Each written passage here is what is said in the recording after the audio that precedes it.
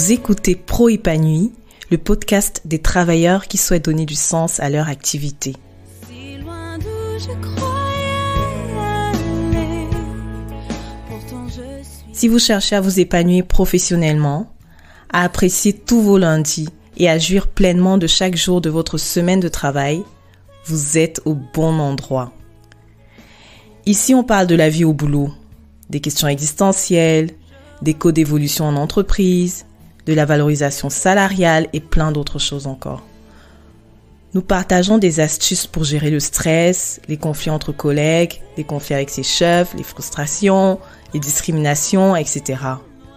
Ce podcast vous aide à donner du sens à votre travail. Le monde à part, comme les étoiles, crachent dans ce ciel noir. Je suis à votre service, Lolita, chrétienne, consultante et journaliste écrivain. Je tiens depuis 2015 le magazine proépanoui.com. Coucou tout le monde, je suis ravie de vous retrouver aujourd'hui. Je suis même très contente parce que ça faisait un moment et vous m'avez beaucoup manqué. Et je suis encore plus heureuse parce que entre-temps, depuis la publication du dernier épisode, j'ai eu la grâce de rencontrer 3 d'entre vous. Enfin, quand je dis rencontrer, je les ai pas vus physiquement. On a échangé via les réseaux sociaux, mais bon, pour moi, c'est presque pareil. Voilà, je fais du coup un petit clin d'œil à ces 3 personnes. Je les ai pas prévenus que j'allais mentionner leur prénom, mais voilà, je pense à Jean-Philippe, je pense à Paulette et je pense à Léopoldine. Coucou. Alors, aujourd'hui, je souhaiterais vous annoncer une très bonne nouvelle. Une nouvelle excellente pour votre vie. Alors, c'est la bonne nouvelle. Hein. C'est la bonne nouvelle. En tant que chrétien, on a souvent forcément déjà entendu parler de la bonne nouvelle. Elle nous a peut-être été annoncée aussi à l'origine avant que nous devenions chrétiens. Anyways, en fait, ce que je souhaiterais partager avec vous aujourd'hui, c'est que j'ai réalisé suite à un enseignement récemment, que la vraie bonne nouvelle intrinsèque, en fait, il n'y en a qu'une seule. Et quotidiennement, je pense qu'on prend des raccourcis. Lorsqu'on annonce la bonne nouvelle, en fait, on annonce les conséquences positives de la bonne nouvelle. Mais en fait, il n'y a qu'une seule bonne nouvelle intrinsèque. La bonne nouvelle, c'est la victoire de Dieu. Oui, c'est la victoire de Dieu. C'est Dieu, il est plus fort que le mal et Dieu, il règne. L'annonce de la bonne nouvelle, c'est l'annonce de la victoire de Dieu sur le mal et c'est l'annonce de la victoire de Dieu qui règne sur la terre. Cette victoire a été acquise à la croix par le sacrifice de Jésus-Christ. Cette victoire a déjà été acquise. Donc, nous devons marcher dans la victoire de Dieu acquise à la croix. En fait, vous savez, le mot évangile signifie bonne nouvelle, donc annonce de la bonne nouvelle. Ça vient du grec evangelium qui signifie bonne nouvelle, annonce de la bonne nouvelle en grec. Et en fait, ce terme, il existait déjà bien avant le Nouveau Testament. Il existait déjà dans l'histoire du peuple juif, dans l'Ancien Testament. On le retrouve la plupart du temps lorsqu'il s'agissait d'annoncer la victoire que Dieu avait permise à un peuple d'acquérir dans une bataille. Donc, par exemple, dans 2 Samuel 18, verset 19, ou dans 2 Rois 7, verset 9. En fait, c'est des situations où le peuple de Dieu devait se battre face à des ennemis et Dieu, par la grâce de Dieu, en fait, Dieu leur donnait le pouvoir de remporter la victoire. Donc, en fait, c'est ça l'évangile. En fait, c'est vraiment, une fois que la victoire avait été acquise, allons annoncer au roi qu'on a gagné, allons annoncer la bonne nouvelle. Et la bonne nouvelle, du coup, c'est la victoire qui a été remportée. Donc, une fois qu'on a conscience de cette définition intrinsèque de l'évangile, de la bonne nouvelle, de la victoire déjà remportée par Dieu, à travers Jésus-Christ à la croix, en fait, on peut se poser cette question, est-ce que concrètement, quotidiennement, on la vit, cette victoire, dans notre quotidien, face à nos problèmes, à nos échecs, face à nos frustrations, face à nos peurs, notre stress, notre oppression, notre dépression, etc. Est-ce que concrètement, on peut dire qu'on la sent, on la voit, cette victoire? Est-ce qu'on peut dire qu'on marche dans la victoire déjà remportée par Dieu? En fait, moi, la bonne nouvelle dont je suis convaincue, c'est que, et pas que moi, en fait, c'est la parole de Dieu, c'est la promesse de Dieu pour nous, c'est que la victoire, elle a déjà été acquise. Dieu, il a déjà remporté le prix, il a déjà remporté la victoire face à votre difficulté, face à votre problème, face à votre dépression, face à votre stress, face à votre oppression. Quel que soit le mot que vous attribuez à cette difficulté, sachez que, en fait, Dieu, il a déjà gagné. Il a déjà remporté la victoire. Le prix a déjà été payé. La bataille, la guerre a déjà été vaincue. Dieu a vaincu le mal. Donc, marchez dans la victoire. Donc, ce n'est pas la volonté de Dieu que vous souffriez. Ce n'est pas du tout sa volonté. Lui, il a déjà remporté la victoire et c'est à vous de vous saisir de cette victoire. J'ai envie de prendre l'exemple de quelqu'un qui a soif. Voilà, c'est bien approprié. Quelqu'un qui a soif, en fait, il n'y a pas de l'eau chez lui et il y a un marchand d'eau qui passe régulièrement à un carrefour juste à 50 mètres de sa maison. Donc la personne sait très bien, elle entend souvent la voix du marchand qui dit « Venez boire de l'eau, venez boire, venez vous abreuver ». Mais juste, elle a pas, peut-être, juste, il lui suffit de faire 50 mètres, peut-être même moins, juste faire un petit effort pour s'approcher de cette eau et s'abreuver.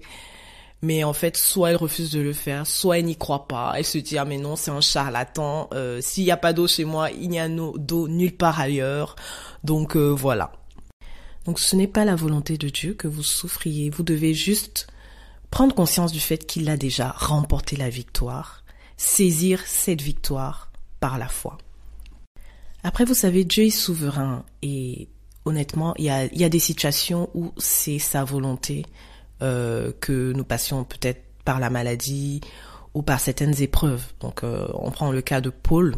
Dans tout son ministère, il a fait d'énormes choses, des choses extraordinaires par la grâce de Dieu, mais il avait une maladie et lui-même il disait, en fait, il savait que c'était la volonté de Dieu pour sa vie, peut-être pour qu'il ne s'en orgueillisse pas.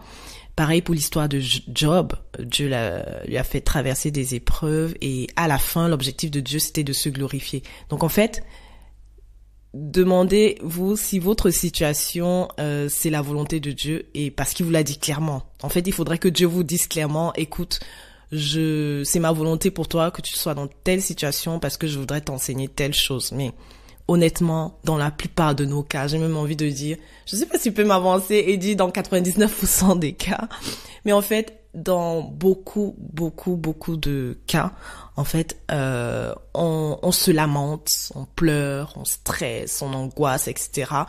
juste par faute de connaissance, juste parce que on n'a pas conscience que Dieu, il est plus fort, il a déjà vaincu tous ces soucis-là et que en fait, il faudrait qu'on saisisse la victoire par la foi. Donc en fait, en général, nos souffrances, notre mal-être dérive d'un souci, d'un manque de foi, en fait. Il y a un problème, c'est la foi. La clé, c'est la foi. Nous n'avons pas suffisamment de foi pour saisir les promesses de Dieu, pour marcher dans la victoire qu'il a déjà remportée. Souvent, face à une difficulté, la facilité pour nous, ou le faux réflexe de l'enfance peut-être, c'est de se plaindre, de se lamenter, de pleurer, de se laisser aller, Voilà, parce que c'est tentant, parce que c'est facile en fait, et c'est notre chair qui a été habituée, parce que dans l'enfance en fait, quand un bébé veut obtenir quelque chose, ben il pleure, et plus il pleure, plus il sait qu'il a des chances en fait d'obtenir ce qu'il veut. Et c'est souvent ça. Du coup, nous on a pris un peu cette mauvaise habitude là, quand quelque chose arrive, voilà, on se laisse aller. Sauf que aujourd'hui, on est grand, on a grandi, et franchement, si vous réussissez souvent à faire changer les choses, les événements par vos pleurs, vraiment chapeau. Parce que en réalité, c'est pas ça. Qui peut changer un événement juste par la quantité de ses larmes, ou juste par la quantité de ses inquiétudes, ou juste par la quantité de ses lamentations, ou par la quantité de ses plaintes? Personne. Au contraire. Alors ça me fait penser à un verset. Ça me fait penser à un verset dans la Bible, donc dans Philippiens 4, au verset 6. Ne vous inquiétez de rien, mais en toute chose, faites connaître vos besoins à Dieu par des prières et des supplications, avec des actions de grâce.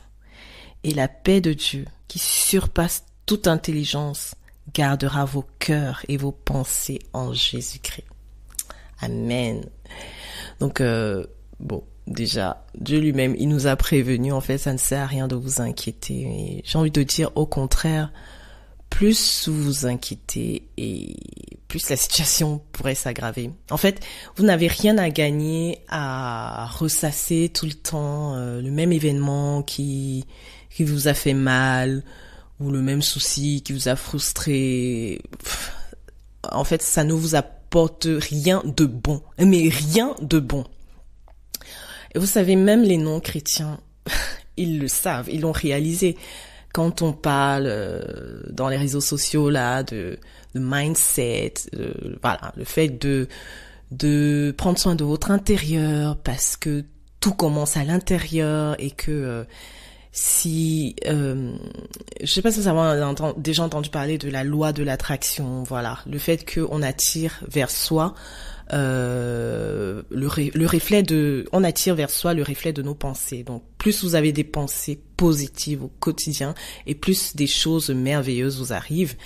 Et voilà, plus vous avez des pensées négatives, et voilà, plus des choses négatives pourraient vous arriver. En fait, donc les non-chrétiens, même les chrétiens y croient en fait. Ce que je veux dire, c'est pas besoin d'être forcément chrétien pour faire ce constat. Juste par l'expérience, c'est vrai en fait. C'est une loi qui s'applique à tout le monde. Et donc, si vous voulez absolument que votre situation change, arrêtez. Arrêtez dès maintenant de vous lamenter. Arrêtez d'adopter une situation négative qui ne vous apportera rien de bon. Décidez d'être dans la joie. Décidez tout simplement d'être dans la joie. Tout simplement. En fait, moi j'ai appris avec le temps que la joie n'est pas le résultat d'un événement ou d'une situation, voilà, qui nous fait du bien, qui nous fait plaisir, etc. La joie n'est pas une option quand on est chrétien. Si vous vous souvenez bien, même dans la Bible, en fait, Dieu nous le rappelle à plusieurs passages. Soyez joyeux, réjouissez-vous sans cesse. Il le sait en fait. Donc dans Philippiens 4, qu'on a lu tout à l'heure, au verset 4, et 1 Thessaloniciens 5, verset 16. Soyez toujours joyeux. Le pouvoir que pourrait posséder une âme joyeuse, l'impact qu'une âme joyeuse peut avoir dans sa propre vie et puis dans la vie de tous ceux qui l'entourent. Waouh! Si les non-chrétiens l'ont compris, à quoi ressemblerions-nous, chrétiens, nous qui avons conscience de la vérité, de la réalité de cette victoire acquise à la croix par Jésus-Christ? À quoi ressemblerions-nous en fait, si nous n'appliquions pas ces préceptes? Je vais terminer avec ce verset dans Proverbe 4, verset 23. Garde ton cœur plus que toute autre chose, car de lui viennent les sources de la vie. L'importance de garder notre cœur, qu'il soit épuré de toute pensée négative, de tout tourment, de toute inquiétude, de tout stress, de toute oppression, bref, garder son cœur. Et c'est là, telle est notre responsabilité. Il y a une part qui dépend de nous. Dieu est souverain et Dieu, dans sa souveraineté, nous a donné la responsabilité de garder notre cœur. Il nous invite à toujours être dans la joie et il nous rappelle que tout dépendra de notre foi. Alors, une question que je vous pose, les amis, en ce début d'année. Avez-vous la foi? Croyez-vous que Dieu a déjà remporté la victoire? Croyez-vous que vous pouvez marcher dans cette victoire acquise à la croix par Jésus-Christ? Croyez-vous que vous pouvez prendre part et profiter, bénéficier pleinement de la victoire qui a déjà été acquise à la croix par Jésus-Christ? Tout est question de foi. Vous vous souvenez, dans plusieurs épisodes dans la Bible, dans les évangiles, Matthieu, Marc, Luc, la plupart du temps, quand Jésus guérissait quelqu'un, il disait « Va, ta foi t'a sauvé ». Ou alors, il y a l'épisode d'une femme dite, de la pécheresse pardonnée, donc c'est dans Luc 7, à partir du verset 36. Et Jésus qui dit à la femme, ta foi t'a sauvé, va en paix. En fait, tout est toujours question de foi. Vous savez, Jésus nous rappelle, si vous aviez la foi comme ce grain de sénévé, vous diriez à cette montagne, transporte-toi d'ici là, et elle se transporterait. Rien ne vous serait impossible. C'est dans Matthieu 17, verset 20. Rien ne vous serait impossible, c'est la promesse de Jésus pour notre vie, si et seulement si nous avions la foi. Alors, comment avoir la foi? Déjà, si humblement nous reconnaissons que nous n'avons pas suffisamment de foi, je pense que c'est un grand pas, parce que j'ai envie de dire, beaucoup ne marchent pas dans la victoire, déjà parce qu'ils n'ont même pas conscience qu'il leur manque la foi. Donc prendre conscience déjà qu'il nous manque la foi, c'est un grand pas, et ce qui est super, c'est que Dieu, il la donne à celui qui demande. Et moi je crois que nous pouvons demander tous les jours à notre Père Céleste de nous donner encore plus de foi pour lui plaire, encore plus de foi pour bénéficier de la vie pleinement acquise en Jésus-Christ, de la vie à laquelle nous avons droit. Vraiment qu'il nous donne encore plus de foi pour réclamer notre héritage, pour réclamer ce qui nous est dû, ce qu'il nous a promis, pour se saisir de la victoire qui a déjà été remportée sur tous nos soucis. Donc voilà, ça peut vraiment être notre prière quotidienne. Père, je veux plus de foi, augmente ma foi. Une prière que nous pouvons faire à Dieu, là maintenant, que je vous invite à formuler vraiment si vous vous sentez concerné par tout ce qui a été dit, et si vous voulez être libéré définitivement de ce poids sur votre cœur qui vous empêche vraiment de vivre pleinement votre vie. Alors je vous invite à formuler ensemble cette prière. Père, je te demande pardon d'avoir douté de toi et de ne pas avoir pris conscience de tes pleines capacités, toi le Dieu Tout-Puissant. Je te remercie parce que en Jésus-Christ, je sais que tu m'as pardonné.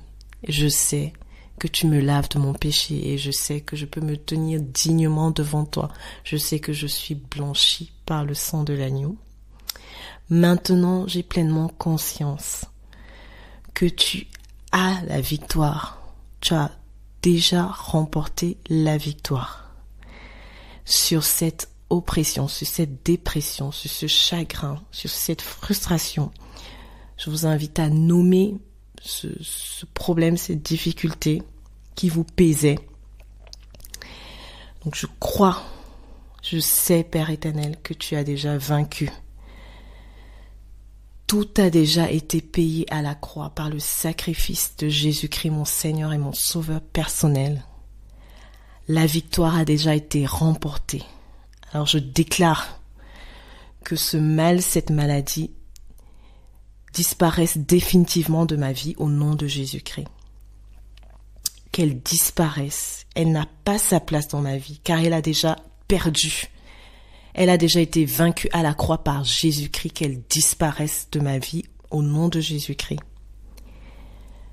Je déclare et je crois par la foi que Dieu est plus fort et Dieu a déjà remporté la victoire sur ce mal au nom de Jésus-Christ.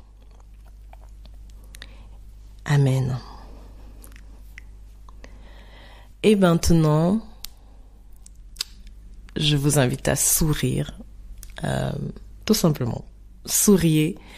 Chaque fois une mauvaise pensée viendra frapper, rôder autour de votre cœur, souvenez-vous que vous avez la responsabilité de garder votre cœur. Plus que toute autre chose, votre cœur vraiment c'est comme un trésor parce que de là découleront vraiment les trésors de votre vie. Donc chaque fois où une mauvaise pensée voudra venir vous voler votre joie, alors souvenez-vous de cette prière et surtout souriez. D'abord souriez, dites-vous, sourire en fait c'est comme réaliser que, c'est déjà comme minimiser la difficulté, vraiment presque j'ai envie de dire la mépriser parce que elle n'a pas lieu d'être en fait, elle a déjà perdu. Donc elle ne fera pas de vous une victime parce qu'elle a déjà été vaincue à la croix. Donc souriez et puis cultivons.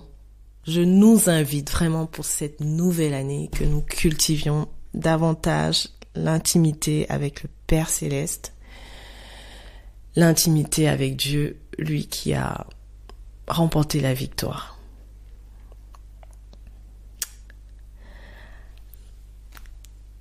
Heureuse année 2022. Mes chers frères et sœurs, vraiment je vous souhaite une très bonne année 2022. Je vous souhaite de marcher tous dans la victoire acquise à la croix par Jésus-Christ. Et voilà, n'oubliez pas, il vous sera fait selon votre foi. Amen. Très bonne année à tous. J'ai donc hâte de vous retrouver au prochain épisode. D'ici là, n'oubliez pas de vous abonner au podcast et au magazine proépanouie.com. Partagez cet épisode auprès de vos proches qui en ont besoin et que le Créateur de toutes choses vous bénisse abondamment. Pourtant je suis là où tu voulais que je sois.